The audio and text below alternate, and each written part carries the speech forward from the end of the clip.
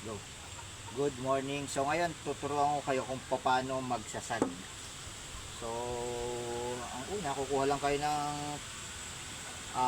gusto niyo yung putol ng kawayan. So kawayan, puputulin niyo ayon sa gusto niyo sukat. Bali ang sukat nito 3 feet and a half. So ito mga putol ng kawayan, pakita ko sa inyo kung paano magsasag. So ang unang step, babaakin mo siya.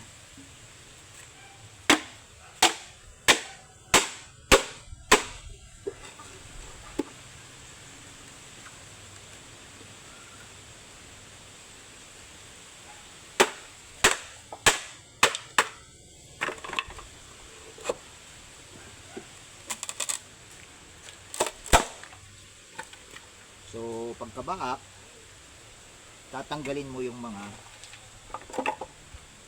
matala sa gilid. Tanggalin mo yung matatala sa gilid.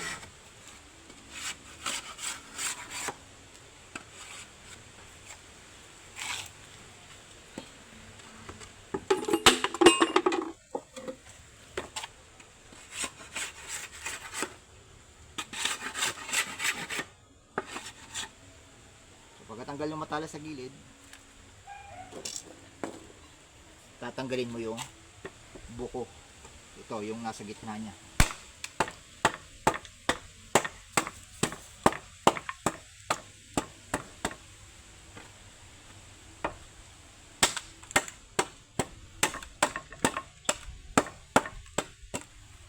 So, pagkatanggal ng buko,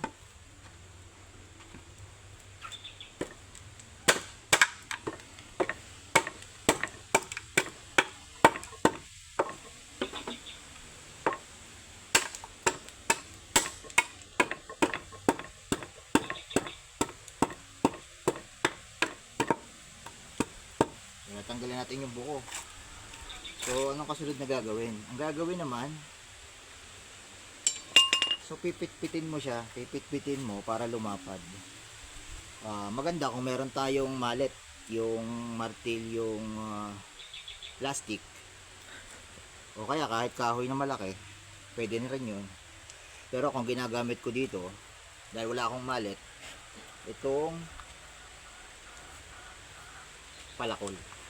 Pero ang ginagamit ko dito yung likod ng palakol.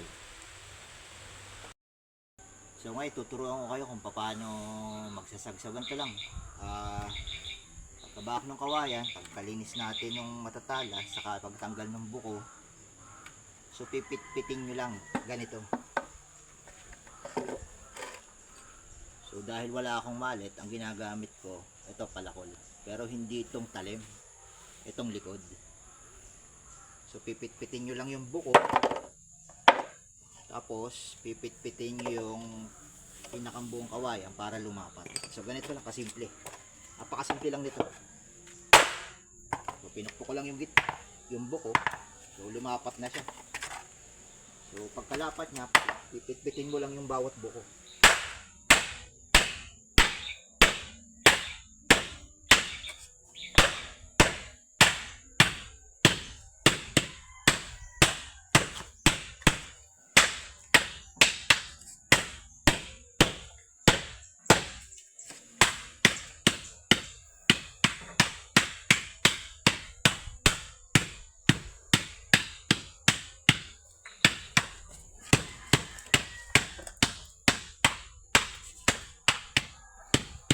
So ganoon lang kasimple. Meron na tayong isa sasag.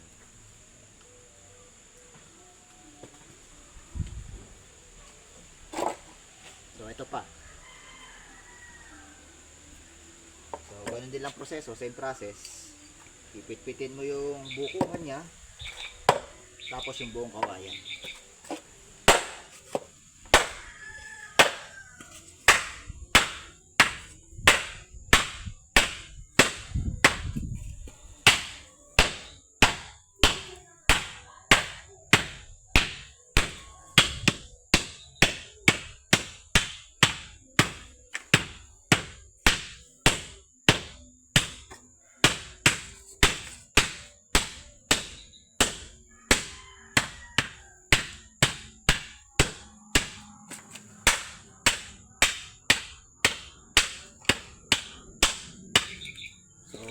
Ganun na kasimple. Meron na tayong sasag. Ito.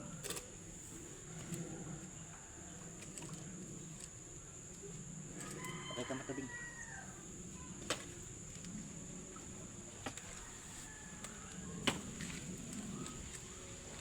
Okay na. So ngayon, sisimulan ko nang gumawa ng ating kubo ng manok at the same time, itlogan na rin nila. So gamit ko lang dito mga kawayan. So ang ginawa ko, ito, ay nassemble ko na sila. So yung lalagyan ko na ng cut para kabitan ng mga kawayan. Yan. Tapos ito, may mga butas, may cut na rin. Tapos bubutasan nyo to, bubutasan nyo yung pagpapakuan. Malaki kasi ang ipapako ko rito. Ang size ng pako ay 4, 4. So pag hindi mo siya binutasan ng ganito, mababasag yung kawayan. So sayang, masisira agad. Para hindi masira yung kawayan, bubutasan nyo. So gamit ko lang dito, ito, kutsilyong matilos, pambutas.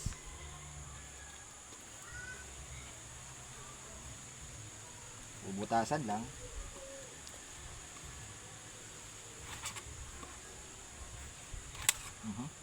Dulas. Bubutasan lang.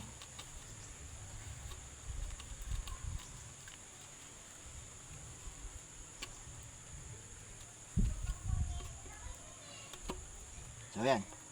Pag may butas na to, ito kasi paglalagyan ng pako, nakaabang na siyang butas para hindi mabasag yung pinangakawayan natin. So may butas na siya. Yan, yung mga butas na. Tapos ito, may slice na, may cut na siya. Abang doon sa ilalagay natin. So 4 na poste, may cut na siya. Tapos ipapatong natin dito, ito, kawayan, may butas na rin. So ipapatong lang natin siya dito para lang tayo magbubuo ng Lego. Ganun lang siya kasimple.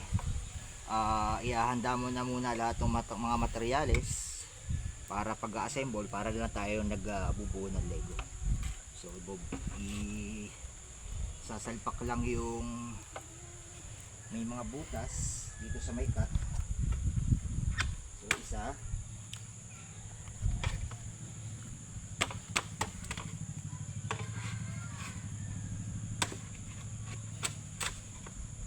yan. So yan, ano na siya, nagpit na. So ito naman yung ito yung sa likod. So ito naman yung sa harap.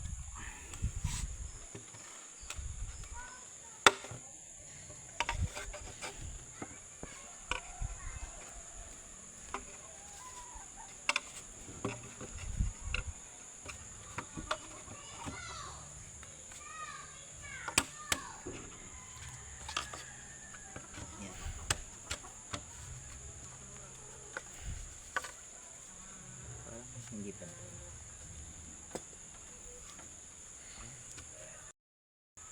So ngayon papakuha natin to para hindi siya gumalaw. So papakuha ko na siya para hindi gumalaw.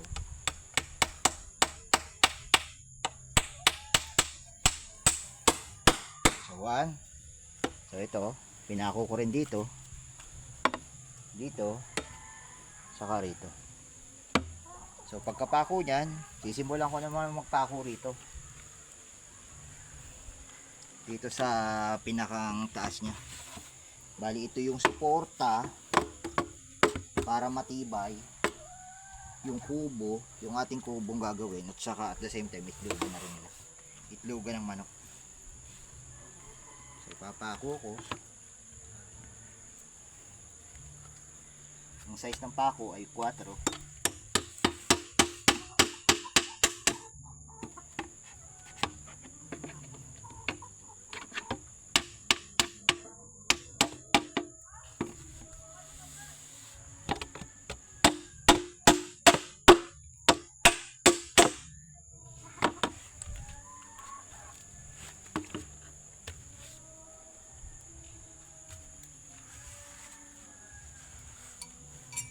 So ito pa yung isa.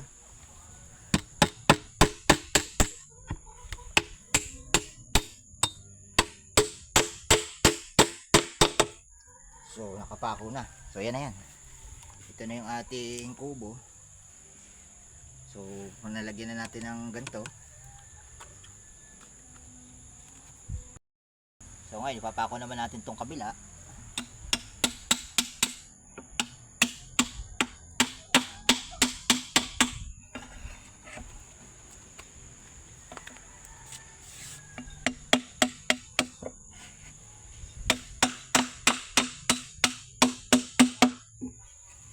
So pagkapako,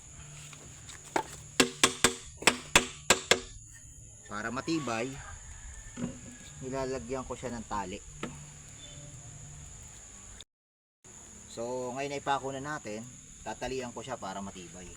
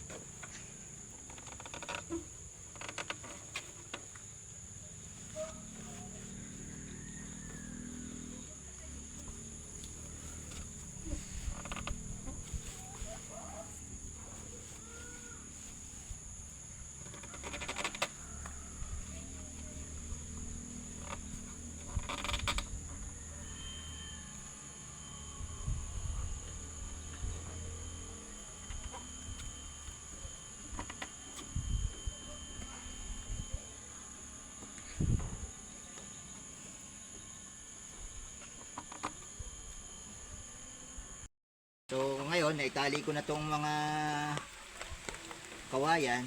So napakatibay na niya. Napakatibay na niya. Tinali ko na. Pagkapako, tinali ko. Tapos lalagay naman natin tong isa pang kawayan dito para mas lalo siyang tumibay. Ngayon, ipapako ko naman tong pang ilalim na suporta para mas matibay siya. Pantay na.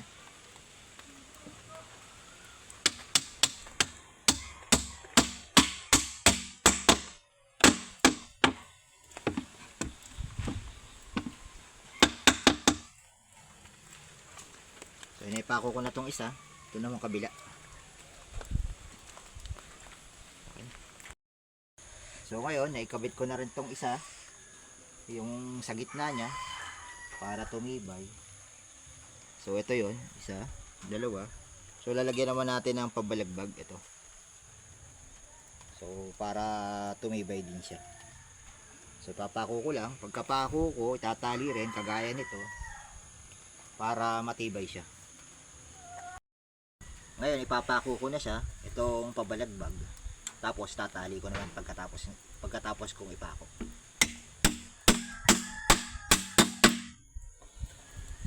Pa yung isa.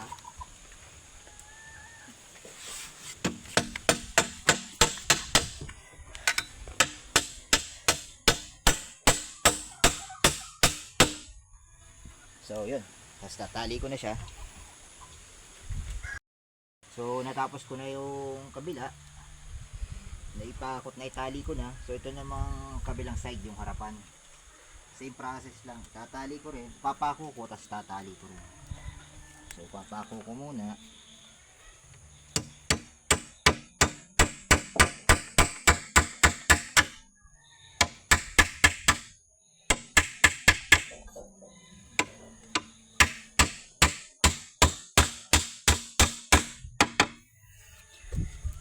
So ito naman kabilang side.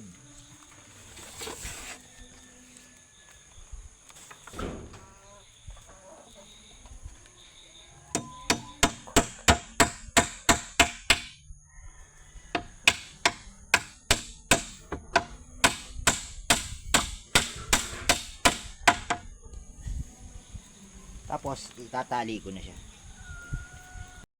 So ngayon, nailagay ko na tong mga suporta niya. Yung 4 na sulok, may kawayan. At tapos tinali ko na rin siya para matibay. So ngayon, ilalagay ko naman yung mga ginawa kong sasag kanina dito sa ibabaw. Para pagpapatungan siya nung ating linoleum. So ganun lang kasimple siya. Lalagyan lang ng sinasag na kawayan. Tapos linoleum lang para sa bubong niya. So linoleum, kawayan, tapos linoleum, tapos kawayan ulit.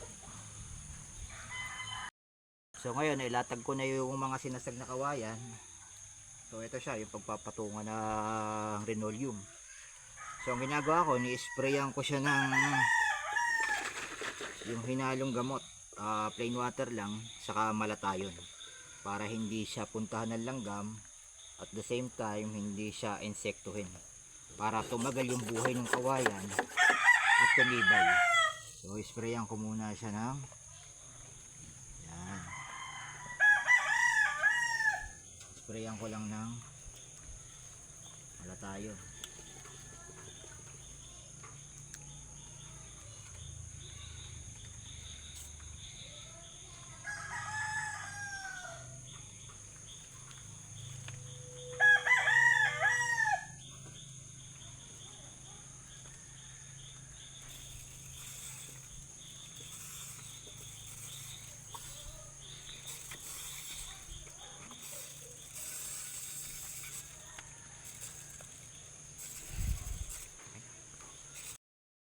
So ngayon, lalagyan na natin ang gamot sa ibabaw. Ilatag na natin yung sinasag na kawayan. Lalagyan ng gamot. So lalagyan na natin ng linoleum.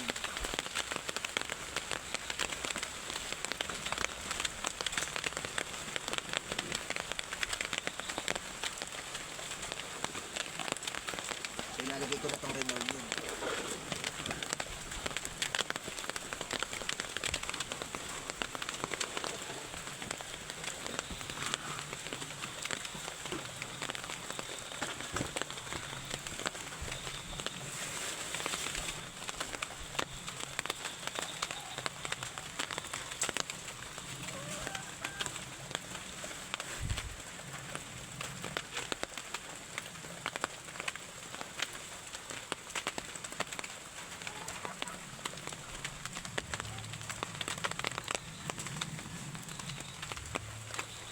Itong linoleum, ito lang yung pinagpaltan ko.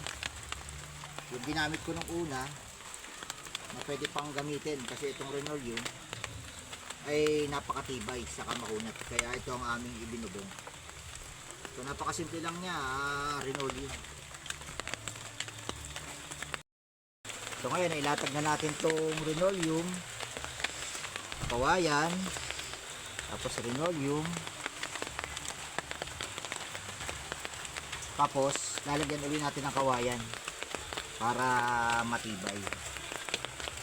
So kawayan lang yung ibabaw niya.